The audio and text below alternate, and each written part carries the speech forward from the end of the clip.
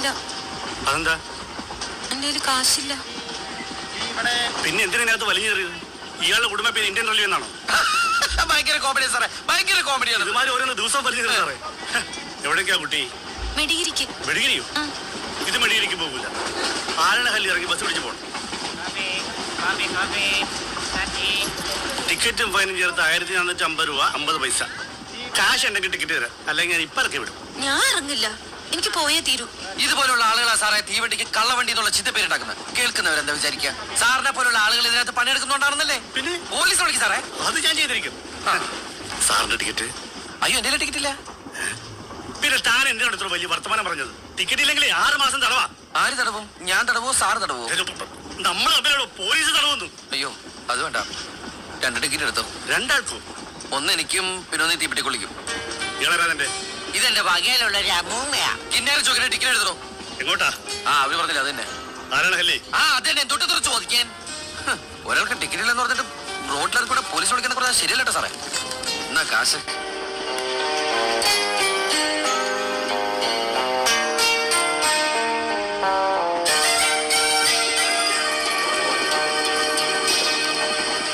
ബാക്കി ഇന്ന് ആരെയാണാവോ കണിയേണ്ടത്?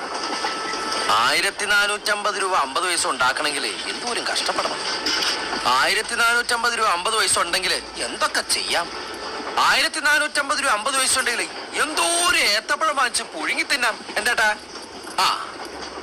ഇത്രയും വലിയൊരു തുക മുടക്കാൻ ഈ കുട്ടി എന്റെ ബന്ധുവാണോ, ഭാര്യയാണോ, എന്റെ പെങ്ങളാണോ, അമ്മയാണോ, അറ്റ്ലീസ്റ്റ് എന്റെ അയൽപക്കത്തുള്ള ചേച്ചിയാണോ? അതൊക്കെ പോട്ടെ, വഴിയരികിലിരിക്കുന്ന പിച്ചക്കാരിയാണോ?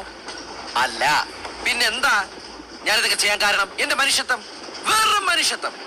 അല്ലേട്ടാ, പെണ്ണായതുകൊണ്ടാണോ ഞാനിതൊക്കെ ചെയ്തതെന്ന് ചേട്ടനോട് ചോദിക്കേ.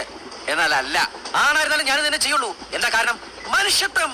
అలా చేరనదు మేడతే అయ్యండి నాకు అర్థమైంది చెప్పండి అదే మీరు తెలుగులో చెప్పండి ഞാൻ ഇത്ര നേരം പൊട്ടന്റെ മുമ്പിൽ സംഘൂന്നായിരുന്ന ഒന്നുമില്ലേ ഓ അതിന് ഭാഷയില്ല നന്ദി പന്നിനാ ആരുടെ പന്നി നന്ദി താങ്ക്സ് എന്ന് പറഞ്ഞതാ ഓ ഇപ്പോഴാ മനസ്സിലായത് 1450 50 പൈസക്ക് കിട്ടണ കോപ്പാണ് നന്ദി ഈ സായിപ്പന്മാർ ഇന്ത്യയിൽ വന്നില്ലായിരുന്നെങ്കിൽ ഈ സോറിയും താങ്ക്സ് ഒന്നും കേൾക്കേണ്ടി വരൂലായിരുന്നല്ലോ ഓ ഒന്നുമില്ലേ ആയിക്കോട്ടെ